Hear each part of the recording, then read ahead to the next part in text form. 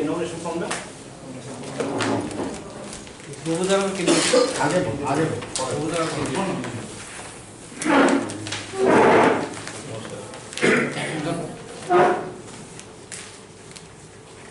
যারা প্রপোজাল 10 জন সই করেছে তারা কোনো উপস্থিত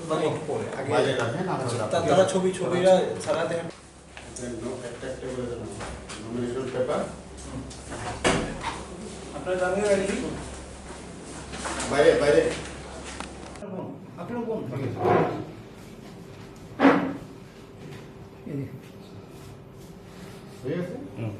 প্রেস প্লিজ বাইরে যান কি বার্তা থাকবে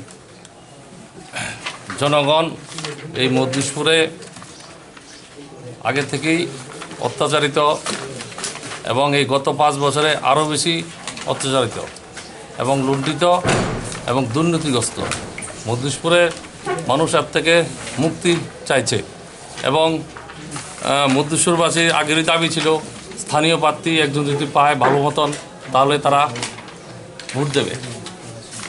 তাই আমার আবেদন থাকবে, আমাকে সবাই চিনে, মধ্যিশপুরবাসী সবাইকে চিনে, আমি মধ্যিশপুরবাসীদের কাছে আবেদন করব স্থানীয় প্রার্থী হিসাবে আমাকে জিতিয়ে দেখান।